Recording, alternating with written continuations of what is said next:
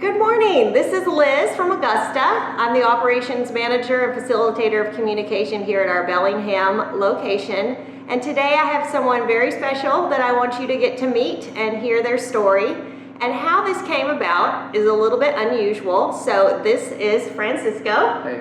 Welcome. And he and Nick were working together the other day, and he will tell us more about that. But Nick was texting me, hey, you need to interview Frank and Francisco and hear his story. And I said, well, is he comfortable? Does he want to? And he's like, oh, I'm working on him. So when he came back in the afternoon and we talked, I asked if we could, and he said that we could. So welcome this morning. Good morning. So we'll start first about you talking to Nick the other day. Mm-hmm. And what did Nick say? What was he trying to work on you about? Oh, he's just trying to figure out, since I'm not a talkative person, and he was just trying to get me to talk, and because that was the first time working with Nick, and he was just asking me about my life and where I was born, and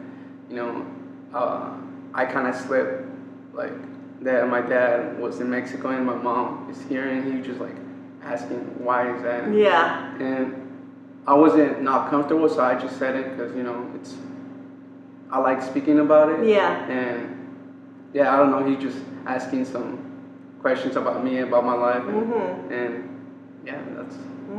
So when Francisco and I were talking later, most of us to ourselves, our stories don't seem like a big deal. But here at Augusta, we have the opportunity to be able to share and have the connection with so many of the landscapers and others.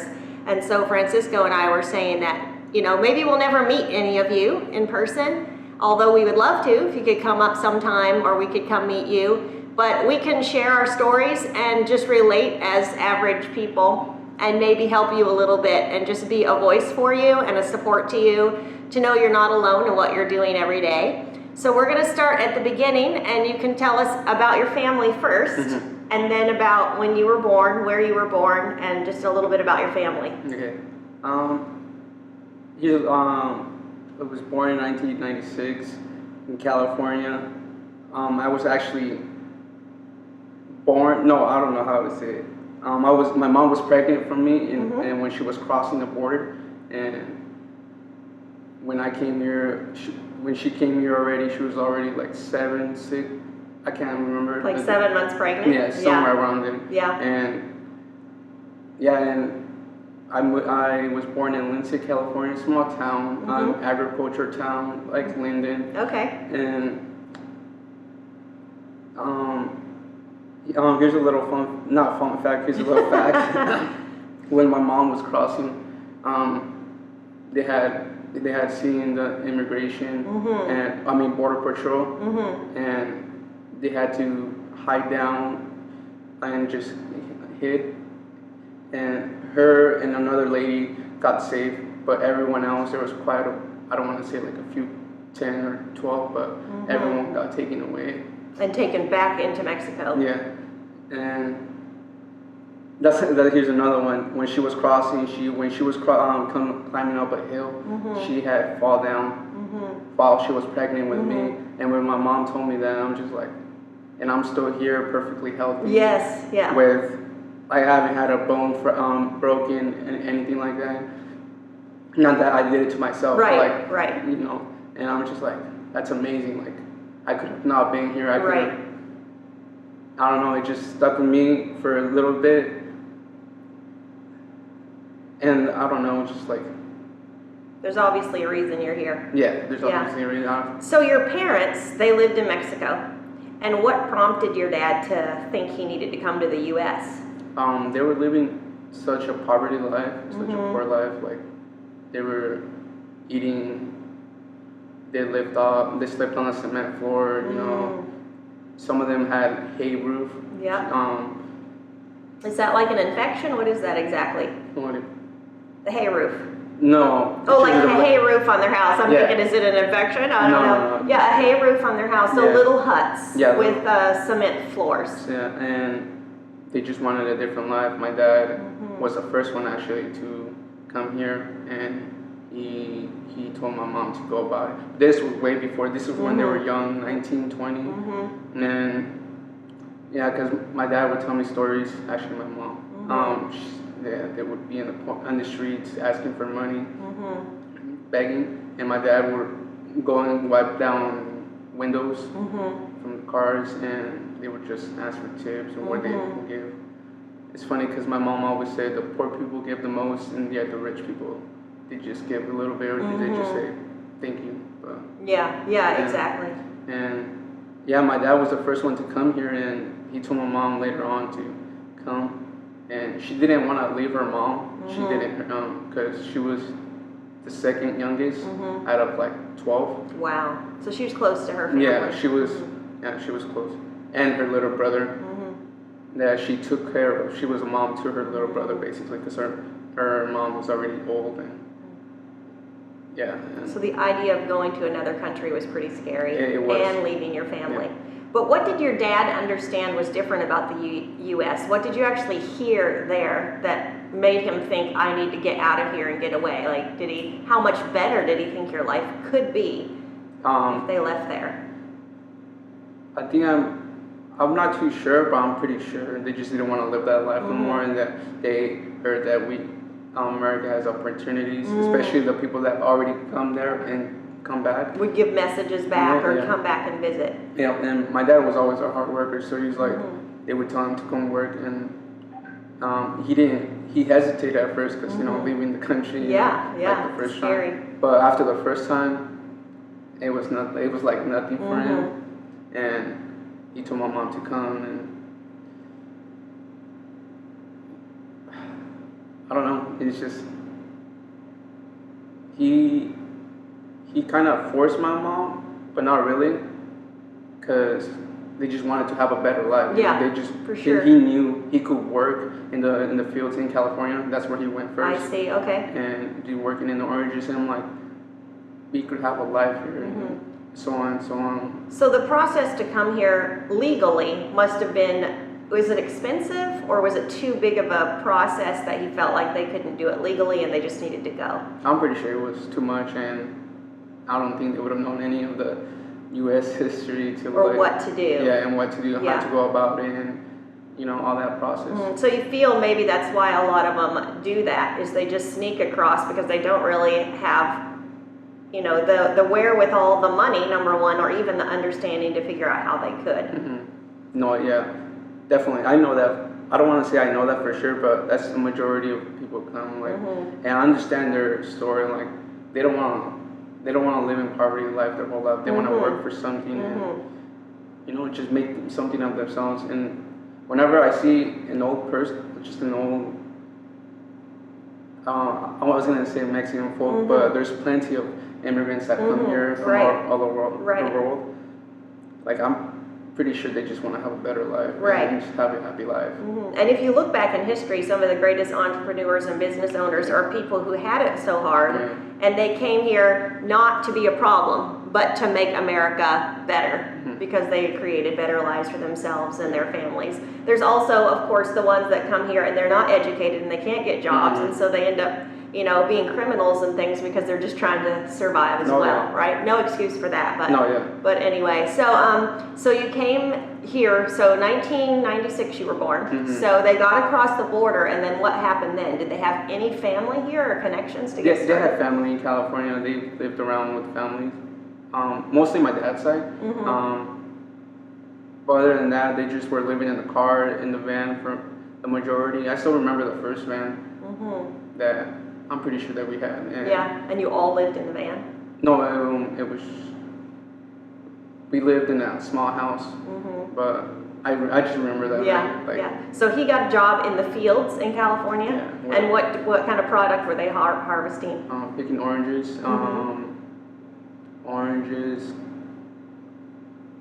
grapes, pear. So it was seasonal. So in when the orange season would finish in California, sometimes they would go to Oregon, and pick cherry. Right, so just like here, they come here for the raspberry season and blueberry, and then they probably head back there. Correct. Yeah, I see. And that's how they kind of, after my mom came and, after it was all settled, they heard about Washington. Oh, well, we have some family that goes to Washington and for the season. They're like, well, you should come, And I remember, I don't know, like 2000s, I came here, Mm-hmm. but we didn't live here at first. And I remember I was at a daycare center, and like they would just on one day they just told me, "Oh, we're gonna move up here, like and try to become something here." Mm-hmm. And I was just like, I don't know. I didn't know what to think of it. Were you little, like 5, or a teenager? No, I was like 3, 4. Oh, you were little, and you like, remember this. I remember this. And my mom always says like, I have a good long-term memory. Yeah, I don't want to. yeah. Yeah, but I just remember bits and pieces. But yeah, and one day we just moved up here without. He told me that, but I didn't know it was gonna happen. So one day we just left California. I didn't even get to say goodbye to all my family. Wow. And so were you part of that group that, when I would meet people here, it was because they were coming up for, first of all, strawberries, then raspberries, then blueberries, and then they would leave. So there were places here for them to stay, pretty nice, some of them. And all of them that I knew were just wonderful people. They would just come here to work hard, and all they were here was to work hard, because I know some of them sent money back to their families. Oh yeah. And so they were the best workers, right? Yeah. So that was my question, how you got to Washington. So they were part of those people, right? Yeah. And was their plan to come here and work the season and then go back there so there would be more full-time work? It was sort of like that, but my dad was running away from the cops. I just found that out like not too long ago, and so we decided to move up here. After that, I guess he found that out. So was he in that scene down there? Was there a desperation to make more money somehow, and so people would get into the drug scene, or was it they came here and alcohol was so easy and accessible to have, and so they started drinking, or what kind of led your dad into that lifestyle? Oh, my dad's always been a drinker since you can remember. Yeah, since I can remember, even when he was born in Mexico. I mean, my dad lost his mom at a young age. He's had a stepmom for a long time. His dad don't talk to him, so I could see why he lived like how he lived. I mean, all he did was work. He drank, but I could say I can understand, but sometimes that doesn't justify what you do. So. Exactly. Like he perpetuated that pain on his kids, and it went on and on. So when he was there and drinking, so then he started doing criminal things. And was there a warrant for his arrest, and that's why he had to get out of there? The only criminal thing is him being illegal here. So anytime he got pulled over or anything, he would just be afraid. And back then when you got pulled over, they would just pull you up right away and deport you. Pretty much. I remember one time in California, we were in Safe Mart. I still remember, and by my school, it's literally by my school, and we went to go buy some food, or I don't know what it was, and my dad had parked in a handicap. But it was just gonna be for a bit, and just like that, the cop came, and then they took my dad away. But that was the second time he left. But yeah. And that was in California. Yes. Yeah. So once he got free, then they're probably on high alert for anybody who's illegal there, right? I think so. I don't know of that, but I think so. Anybody who is illegal is probably just annoyed, or legal is probably annoyed all the time, because they have to have their paperwork with them and say, "I'm legal." Yeah, I bet. Yeah. I understand all that now, like how some people don't like the whole political Republican Democrat. Like I understand why people don't want to help out the people in need. I don't know. I don't want to say nothing like that, but. Well, you can see from some people's point of view, there are people that are born in America that also have bad homes and families that are abused and don't have very much money, and so they're just struggling along too. So they feel the same as you, but they don't. They're just came from a different beginning, right? So you came here to Washington. Was it Linden that you came straight to Linden? Yeah. Really? Yeah. Did you work at Kurt Mayberry Farms? Yes, 920 Street, Linden Road. I go there still every once in a while, very rare with my buddy. Yeah. My childhood It's friends. a very small world, and it's like Lee and I, when we had our interview this week, everything you ever do kind of culminates or comes together. So I lived a street over from there, Oh, wow. and we never even knew each other. So let's move forward to now, and then we'll fill in some of the gaps. So how did you hear about Augusta? I heard it on Craigslist because I kind of panicked, I guess you could say. I mean, I'll be honest. I was scared, but not too scared of my of where I was working, with the people I was working, because I don't know if they were taking it seriously or they were just goofing around. Or, You mean the employees? Yeah, and the employees. The employees specifically, not the like. So we should backtrack a little bit to that time, while you were needing a job, and you were living here with your girlfriend, but you had some family things with your dad. Still, Oh, yeah. Your dad was still causing a lot of stress and things in your life. So bring us up to that point from when your dad left and things. Let me see. Well, I want to. Let me see here. Yeah, me and my dad we've always butted heads. Even at work, when I used to work in the cannery, we've always butted heads. And I don't know. It's just. And why is that? Is it because alcohol dominated his life? I think. And you were seeing the flaws that was all causing in your family? I think it was alcohol, but more of it was his pride. More of it. I want to say that because I feel like I'm not like him, but sometimes my pride gets in my way. You recognize it, yeah. Yeah, and I'm like, I don't know. I see my dad, like, I see myself as my dad. I'm like, no. Yeah. Can't. I'm not going to be that. No, yeah. Yeah. So you butted heads. So he felt like, did he probably feel like he never had a problem? Yeah. And that his way was the only way and the right way? Yes. Yeah. Yeah. Definitely. Okay. So what caused him to go back then to Mexico? Well, I mean, he's had issues. It's the whole alcohol, like I said.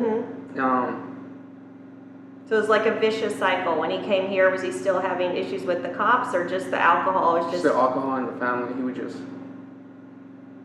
He wasn't a good dad he wasn't a good dad or a good husband. Like I guess, I mean, yeah, he hit my mom when I was young. I would watch all that, and it sucks because I was helpless. I couldn't do nothing. Yeah, exactly. I didn't even know what was going on. I don't know. I just know my dad was mad on my mom.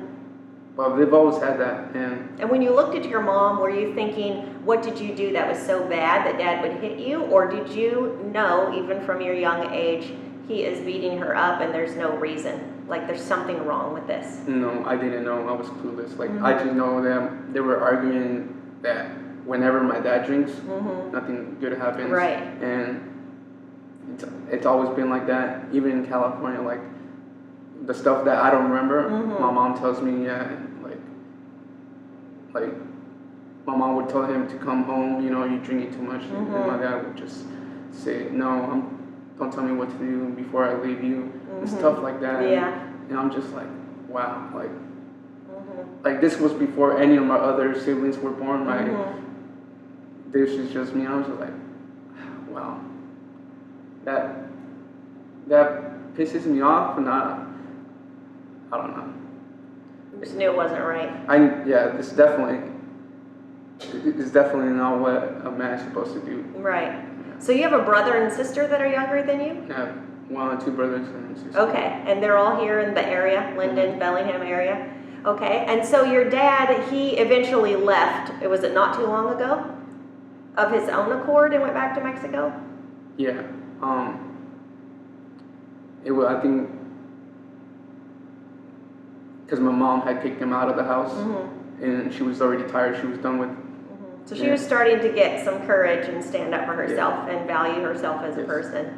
Yes, and she was eventually like, "This is enough," And my dad didn't like that.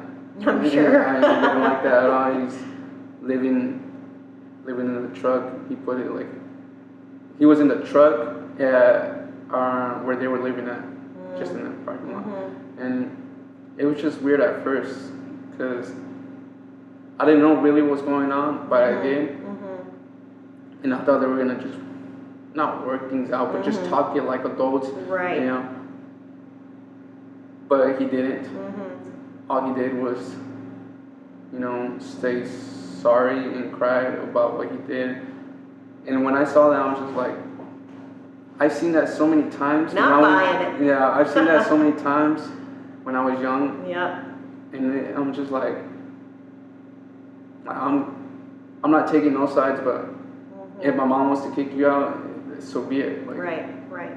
You know, and he told me one day, you know, he told me and my brother, the second oldest, he's 21,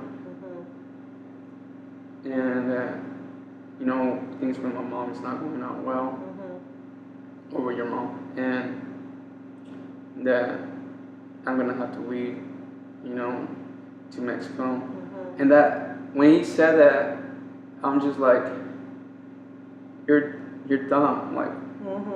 You have my younger siblings right here, yet my mom and you want to leave them because my mom doesn't love you no more because you mistreated her whole life, and that just really set me up, like, got me. And we have family in Yakima, we have family in Seattle, we have family in, you know, in California, like that he could have went and stayed with. It's all his family too. Yeah. All his family that's close by. And then I was just like, nah. So do you think you felt like, I can't have it my way, I can't be in Definitely. charge, I'm done with all of you? Definitely. Yes. Yeah, and alcohol creates that. Like, it becomes the first thing they love more than anything else, and they lose everything, and they would say they never had a problem. Yeah. It's pretty sad. And it's sad also too because he tried to use religion. Like, he did stop for a good while, maybe 5 years. But after things started going bad and bad, you know, like in those 5 years, he was a Christian. He converted into Christian, like he got baptized, him and my mom, you know. Here in Linden, they went to a church in Linden? Here? No, in Bellingham. Oh, okay. And he was trying to change, you know, for the better. But to this day, to be honest, I don't know what happened that made him go back to drinking. Maybe it was, I don't know. Just stress and feeling like he can't measure up, maybe, and all the hurts he had in his childhood, and that's what he had to go back to. Something. Maybe. He never really talked about it. I always try to talk to him. He's always quiet. Yeah, and once you give back over to the thing, it probably just really took him over more so, yeah. So moving forward to now, your sister's with your mom, right? And she has a little baby. Yeah. And your younger brother that's 17, he lives there too? Yeah. And then your other brother, where's he at? He's there too. Okay. He's actually, when they moved out of there, he's the one that, it's all under his name. So he's kind of taking care of everyone. Yeah, since I decided to move on with my life and move out with my girlfriend. So that was a big step. A big step. Yeah, to kind of take some ownership to live on your own and build your own life. Yeah. So that's a big step and a little bit scary. Yeah. And your girlfriend had goals, right? She was planning to go to college, right? Yeah. And you guys were talking about goals and what yours would be. And so you were just looking for a job, right? And so you just found Augusta on Craigslist. Yes. Yeah. Yeah. And did anything about the actual ad appeal to you, or was it just like, I'm going to apply to all these jobs and, you know, we'll just see what works out? To be honest, I mean, I did look at all the jobs, but every job that I look at, I always look at a little detail and see what's going on, like see if I might like it or not. So did you Google Augusta Yeah. and then find Mike's name and just start finding more and more? I already knew what Augusta was because I live right 5 minutes right here, and So I you always saw see the trucks, and I was just like, well, that's cool. Someday I would like to work over there. Fun fact: my dad always told me to start up a landscaping business. Fantastic. And he knows if he was here today, to be honest, I think I would have told him to come here. Maybe I don't know actually, because he did get his work visa and stuff. He would have loved this job. Like he loves landscaping, and all the time he would tell me to start up our own business because I have a family member that started a business with his son, but I always told him it's not gonna work out. Just we always butt heads. Yeah. I know the situation. I work with him from the very start at a young age, 9 years old. Like I know who he is. So it doesn't always work with family to run a business, especially if you're a little bit more like we are here and really expect people to own their behavior and be here for the team. Pride and ego don't really work very well here. Yeah. So you came here and applied, and when we do the interview, I always just kind of say how it is that we all are here for each other, and the paid for performance model and all that. Did the paid for performance appeal to you? Big time. Yeah, do you feel like you're a high performer and somebody that just comes to work and does your very best every day? I would like to say I'm a high performer, but right now I'm trying to get better at my quality. The skills, to be a better and higher performer. That's usually how it is. That's always what my dad told me to do. Always pay attention, be good first, and then just be better at it. Yeah, which is huge here, because if we have what we call, and you guys all know, the yellow slips, when we have yellow slips and have to go back and fix it, if we had just done it right the first time and got really good at it, then got fast, then that would be better. Exactly. Yeah, so when you first started training, who was the first person you trained with? Marcus. Yeah, and what did you think of him and the way he had the culture of the company and the way he behaved himself? Awesome. And his good energy just went on to me, because in that time I was, I wasn't so excited, but I was happy that I got a job. Yeah. But when I was just working with Marcus, I don't know, his good vibe. You realize it's not an average job. No. Like, wow, these guys are here for something a little bit more than just a paycheck. Yeah, and he's very positive, isn't he? Yeah, definitely. Yeah. But it's not even that. Just the first day when I met you and the first day when I met Mike, that just really gave me how do you say, motivation to bring myself up. Courage to try to be better. Yes. Yeah, that you could be. Yeah, and then working with Marcus, it just even did it better. Yeah. So then you realize, okay, there's something about these people that's a little bit different, and they're not here for themselves. 100% of what they're doing is for somebody else. Like, what is that? Yeah, so when you first heard about the Audible and listening to things, was that from Nick or was that from Marcus? I mean, I know I had told you, but I mean, like, you probably thought that's so weird. Why would anybody listen to things to make themselves better and things? Oh, I don't think that's weird, because I mean I've been listening to podcasts and I learned a few there. So if people learn from Audible, that's awesome. Right. And I always took it for granted and just never paid attention to it.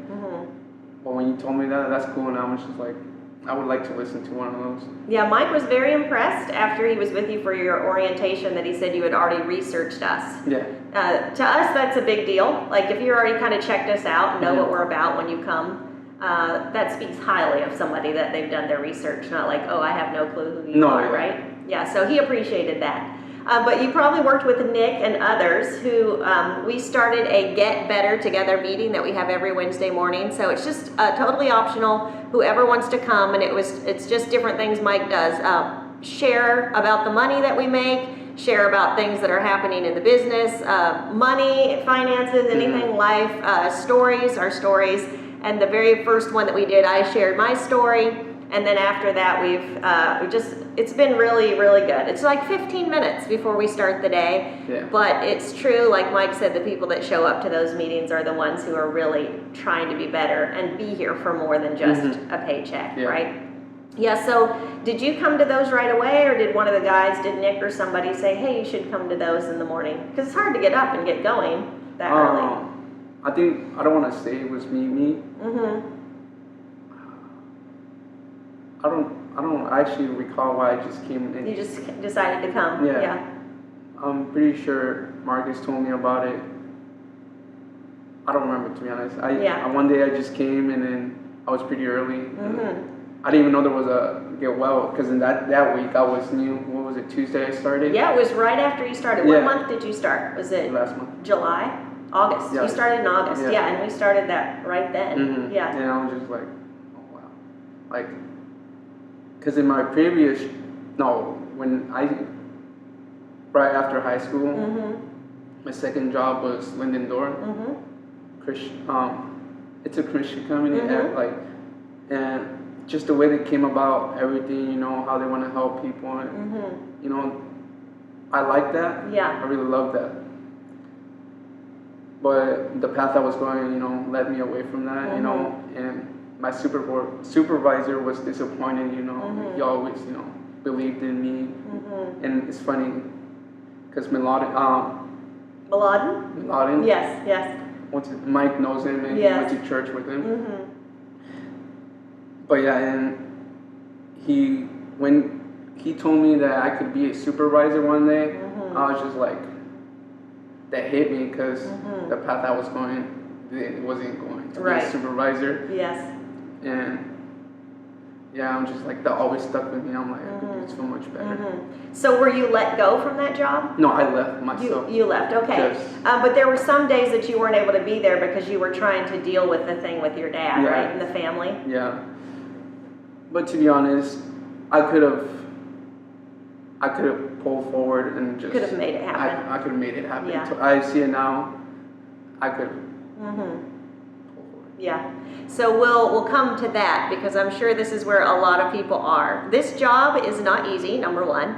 There's a lot of weather and long days, and especially when you're doing paid for performance, you can't just come and just hang out. I mean, you'd still make base pay, but if you're a high performer, you're always trying to push to be better. And so high performers put a lot of pressure on themselves, and then if they've had a difficult life, which you know a lot of young men have now, and in this industry, it's sometimes a pretty harsh bunch.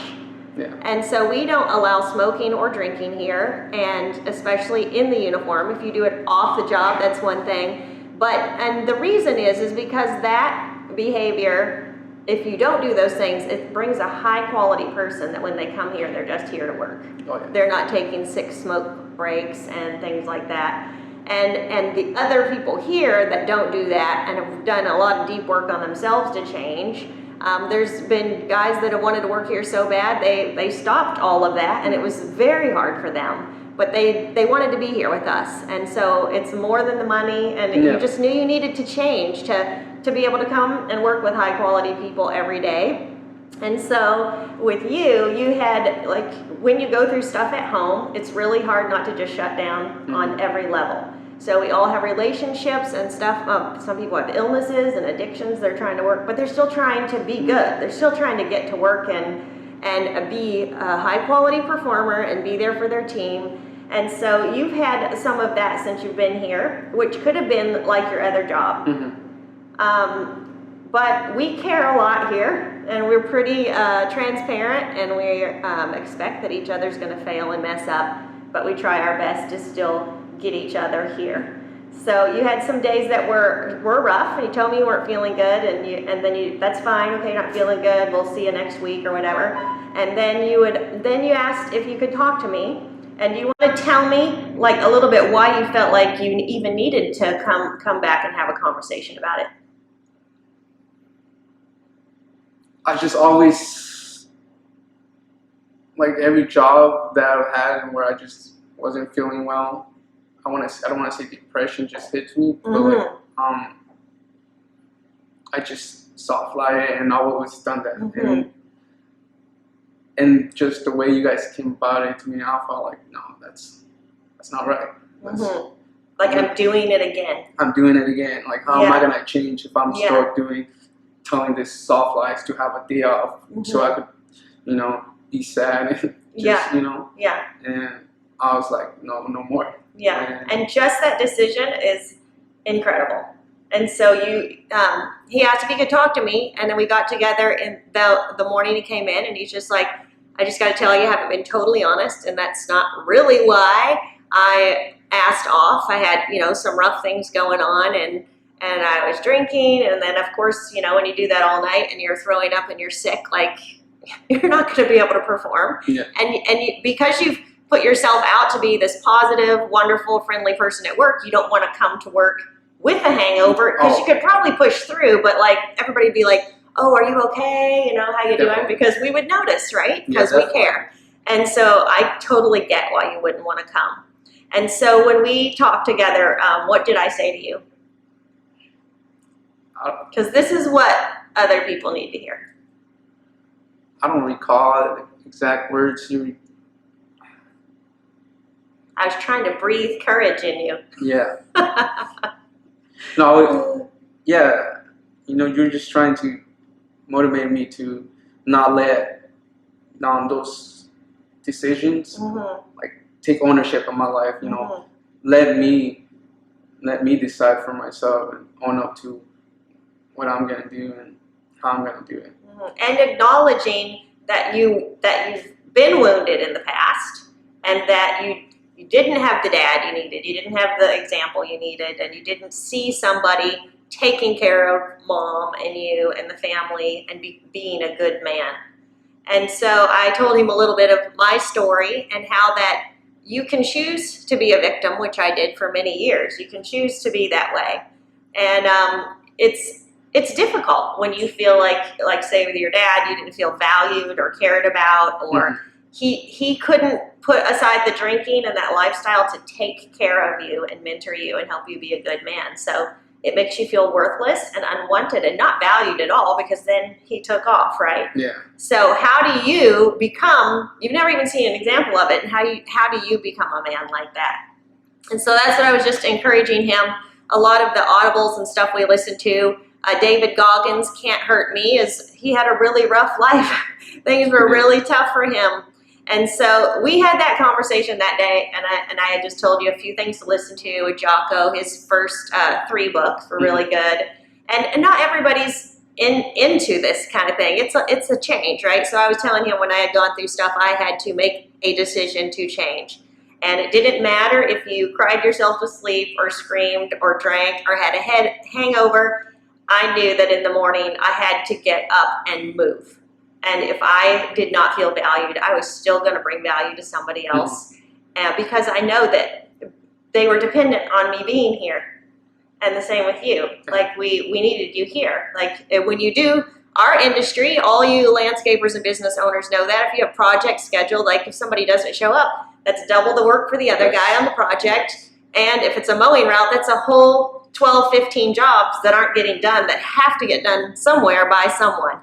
So our business in this industry is completely dependent on each other, and each of us doing our jobs. So we needed him here. So we had that talk that day, and then you worked by yourself on a route, right? Yeah. So I was like, if you need to cry or whatever, like have a bad day, if I put you on a route by yourself. So going forward, then there was another day the next week when you had let me know, hey, I can't come in, right? Yeah. No, you text Mike.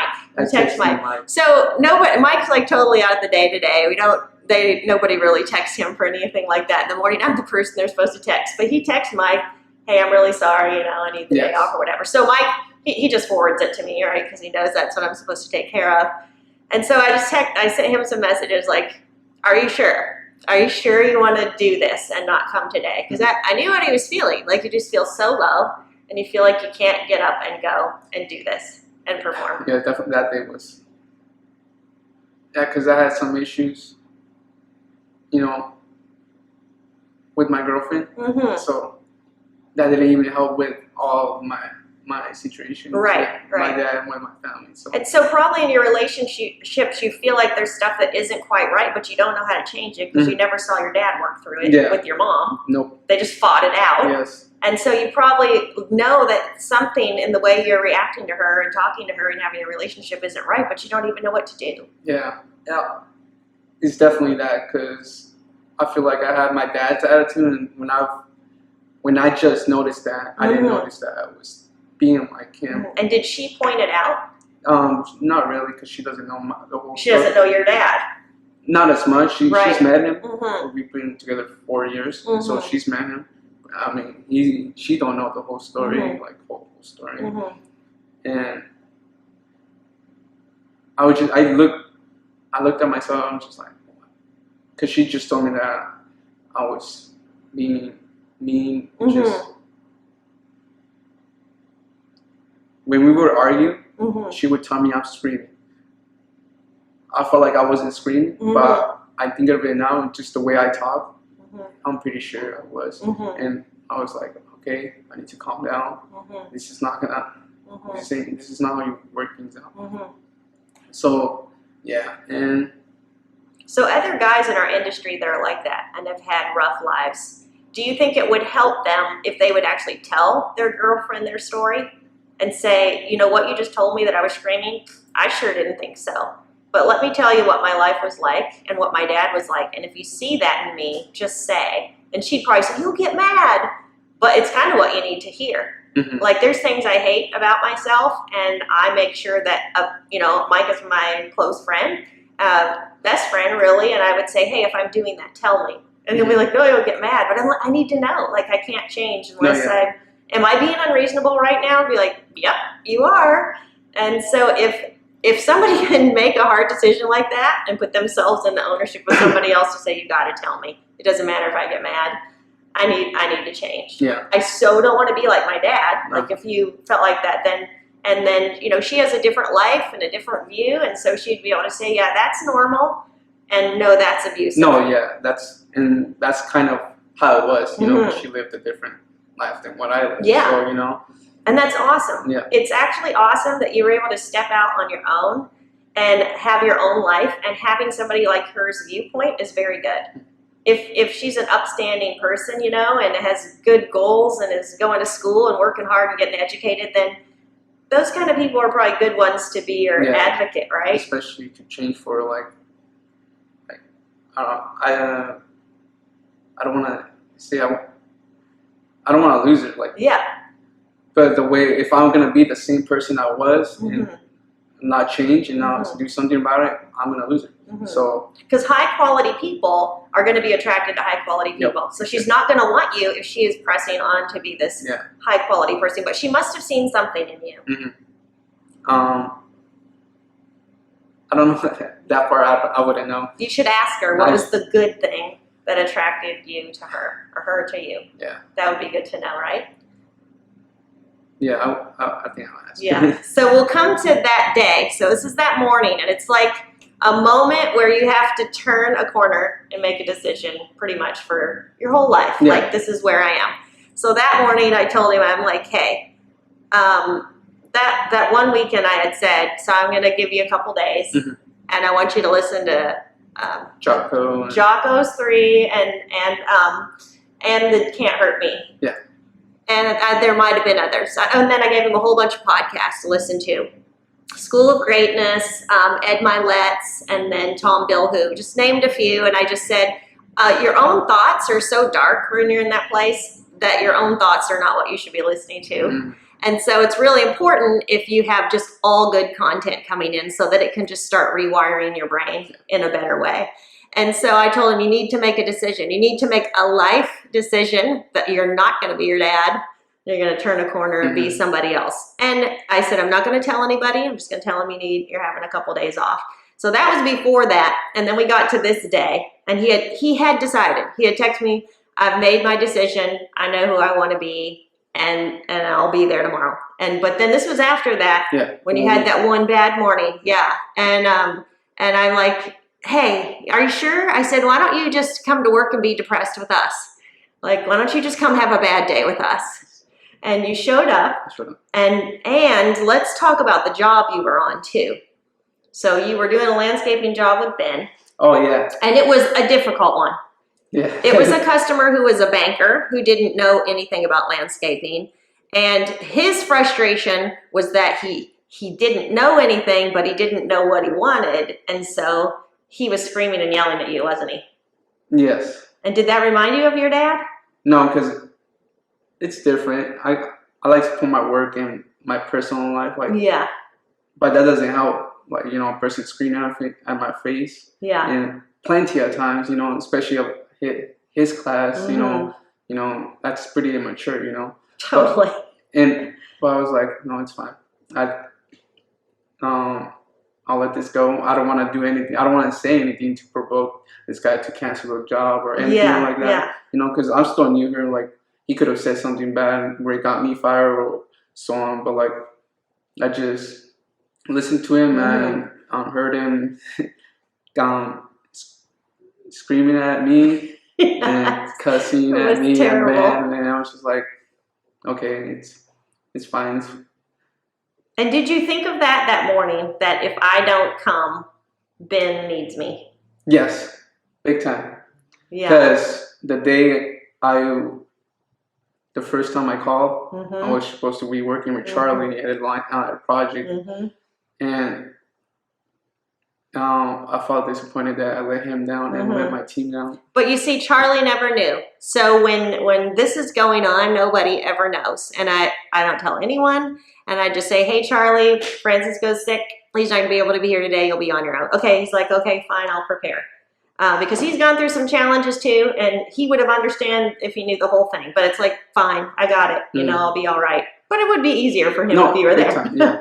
Yeah. So it is kind of letting your team down. But then this one with Ben, you knew he really needed you. No, I knew my team needed me. I knew he needed me. I'm like, I'm going to come. I'm going to work and make the best of it. Yeah. So I get a text a little bit later. He's like, I'll be there. I'm like, yes, Francisco, way to go. And I knew it wasn't easy. But at the end of that week, this guy had a whole bunch of work order changes. He would call and scream and yell at Lee. And I know that was coming from his own place of the job was incredible. The guys did amazing work and it turned out really well. Yeah. And Francisco, the one day you had come back and I asked you, how was your day today? And you had said to me, oh, I didn't think about any of my other stuff. Because of this customer and the pressure to please him, he said, I just got in there and worked so hard. Yeah. And that's usually how it is that's how I put my mentality when it comes to work. Like, I try not to distract myself unless it's like family. I just put my whole like drive into working and making it good and making it nice. You know? So in your opinion, with your dad, if anybody had ever loved him enough or had the guts to stand up to him and to tell him that to his face, like, you need to make a decision, you need to change, you're going to lose everything. Do you think he would have considered that? Or do you think he would have just been absolutely livid and could have never received that? He would have he's had plenty of that. Yeah, so a lot of people tried. He's had his uncle, he's had his cousin, his I want to say nephew, but he's already a grown man, you know, an adult living on his own, you know, they told him and it's just slipped right through the other ear and just like. So do you think in your own life, if you followed down the path where you drank all the time and had substance abuse, do you think it would ruin your relationships? Oh, big time. Big time. Yeah. Yeah, because. So your job, if you had kept that up, doing that every night, like, you're so depressed, life is so horrible, I don't know how to have this relationship, I don't know how to communicate with her, so I'm just going to drink till I pass out, and then I'm going to puke, and I'm going to be so sick I can't go to work the next day, and that happens over and over and over. You wouldn't have a job. No, I don't think so at all. Yeah, and I know when I used to drink when I was before this job, like it doesn't come out when like I'm not a good drinker, or like when you can, let me rephrase that again. When you don't have any self control. You just go.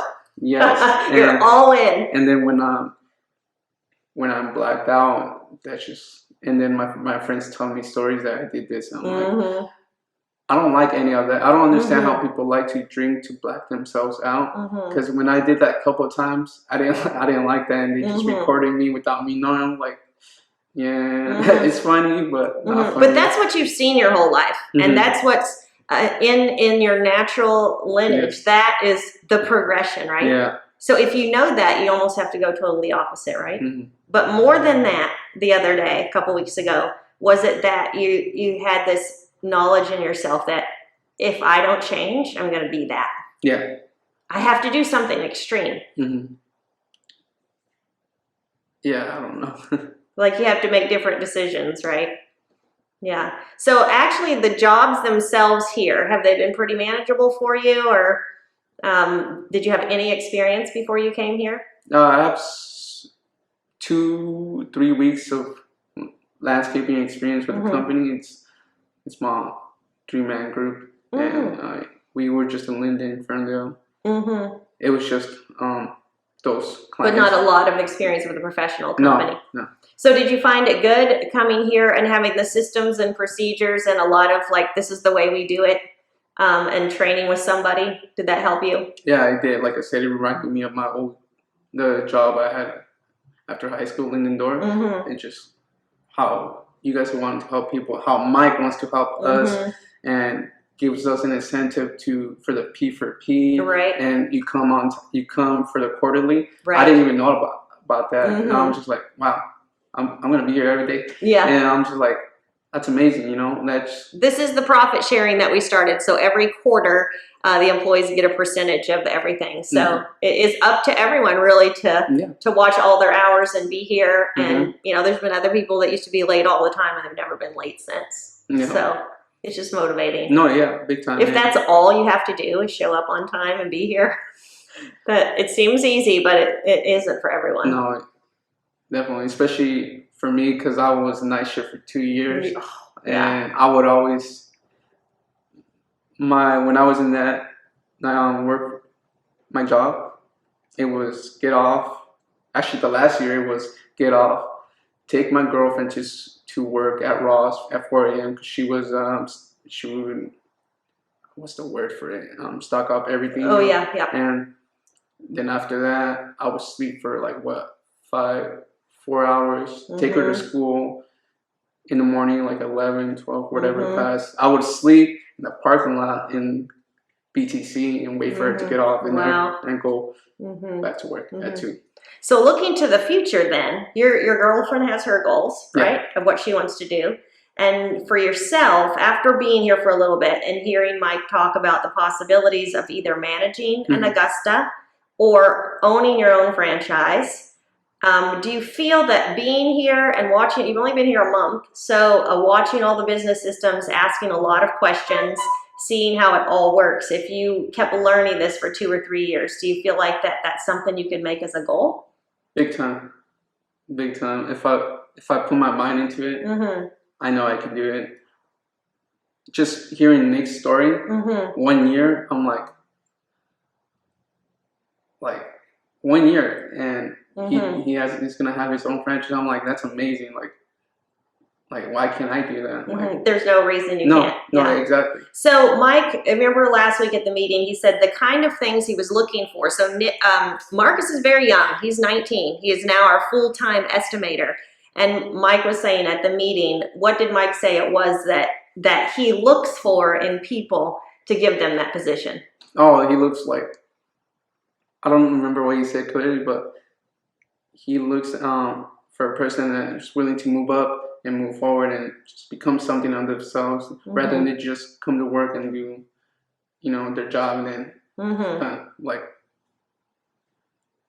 so that's what he saw in Marcus, is that he was constantly learning, asking questions on his own. He was learning other things and about other things and educating himself. And just because if you come to work and you're working so hard on yourself, you're going to be good at your job and people will notice. And there's been guys like I knew right away when Nick started listening to stuff. It completely changed him because he was listening to that instead of other things or his own thoughts all day. And he also had a very difficult childhood. So he is becoming something people in his family never were. Yes, it's amazing. So he's totally breaking the cycle to become someone different and he has been an incredible leader here. And I can tell. We're really happy for Nick. And so I see the same thing for you, if you put your mind to it. They say that 80% of it is just showing up. So if the hard thing for you is to always just get here, that you get here. Once you get here, you're good. And that's usually how it is. When I'm here, boom, everything's gone. Like I don't even remember about what's happening. Yeah, because we're all just trying to figure stuff out and go and get jobs done. There's not really a lot of time to think about yourself or to feel sorry for yourself. And also the fact that when we get here, we're all about helping each other get our stuff done. So it completely takes a focus off yourself. Like,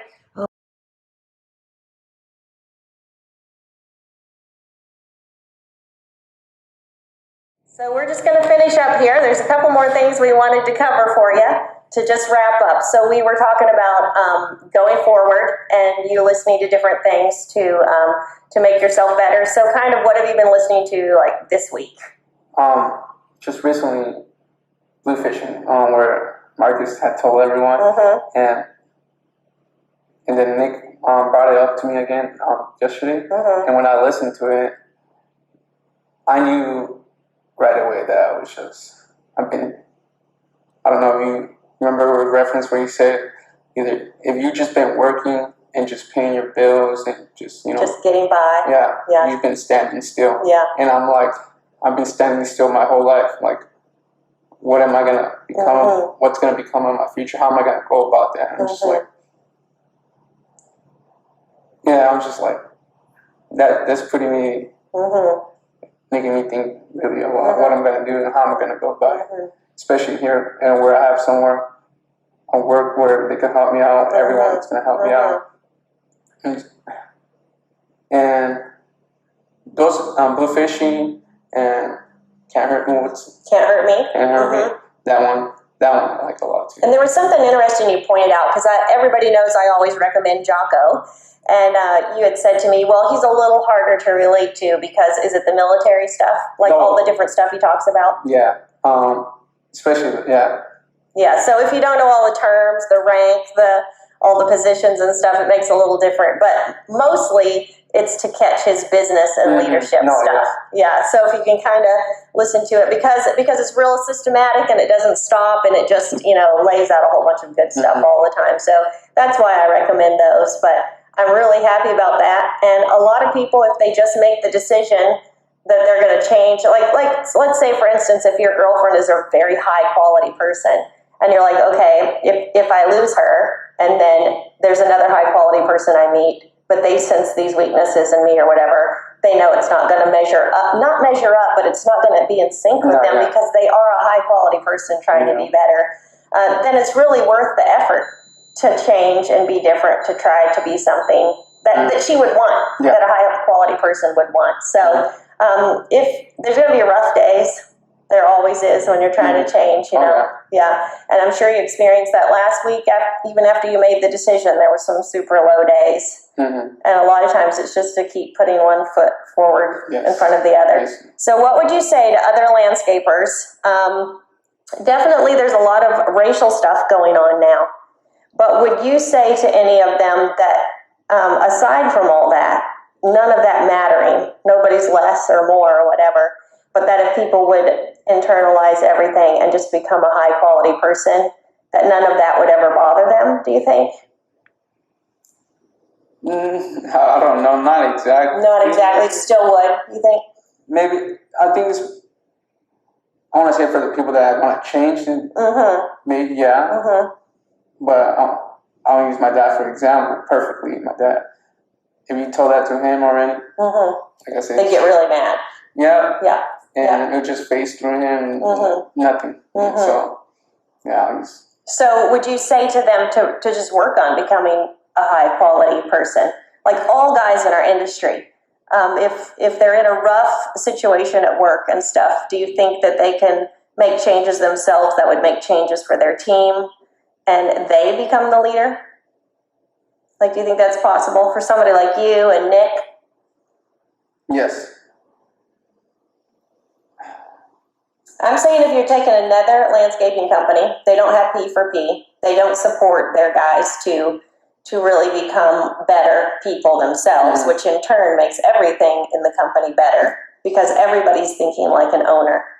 So if somebody was in that situation, if they had a boss that they thought was high quality and they could change themselves, do you think they could have an impact on the company? Yeah, I do.